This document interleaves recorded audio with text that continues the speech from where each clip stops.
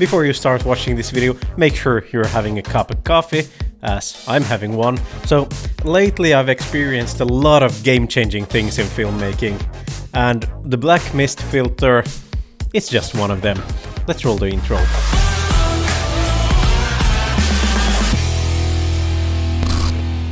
Hey there! If you're new around here, well, I'm glad to have you over. My name is Andreas and this channel is pretty much otherwise my backyard.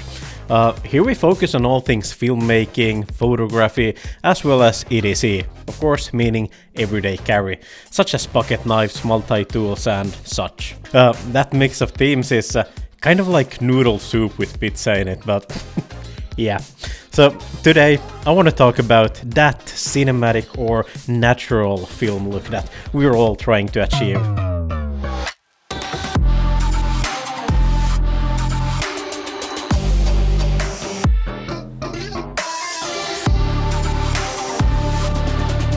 So I bought the Nisi Black Mist kit containing the 1/8 and 1/4 intensity versions. A mist filter is a filter you screw on in front of your lens and it creates this small softening effect, slightly reducing contrast and also creating this small bloom around all highlights. The amount of softening of course varies accordingly to the model you choose. For filmmaking we generally use between 1/8 being the mildest and 1/2 which is slightly more intense. Anything more than that usually ends up being just too much for video.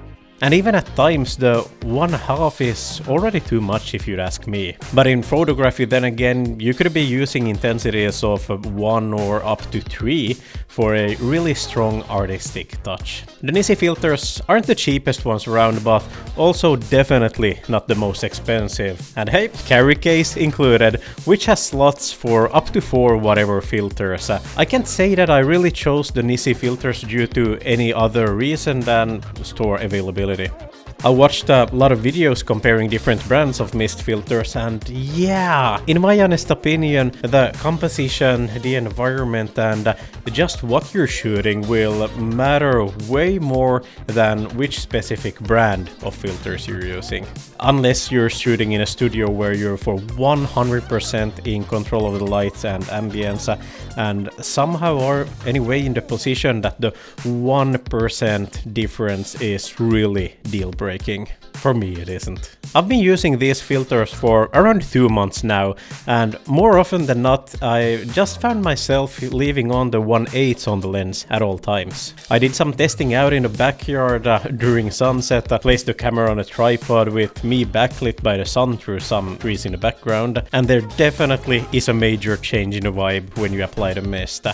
And to the better if you ask me. And continuing on the topic of does the brand matter, so hear me out. During the time span of a max 5 minutes that it took for me to shoot that, even during that small time window, the sun moved just enough so it hit the lens differently somehow through the trees, with the end result ultimately being that the 1/8 filter seemed to have more mist effect than the 1/4. So yeah, with the environment having such a large impact on how the filters perform, I don't really think the brand will matter that much. Let me know in the comments if you disagree. Conclusion being, I got exactly what I wanted with these. I wanted to achieve this more natural film look in my videos and they definitely helped me achieve it. I probably prefer slightly this 1/4 intensity, but I found out that with this one around 10% of my shots are actually ruined due to some weird light hitting the lens in an unexpected way and thus causing too much effect. And thus, in my run and gun setup, I'm using the 1/8. I get almost the same level of softening, but have a near zero risk of ruining any shots. Surely you could just use the 1/4 version and review the footage once in a while and reshoot it if necessary, but I'm already overwhelmed with having to check audio levels, frame rate, proper exposure, compositions, clothing, etc.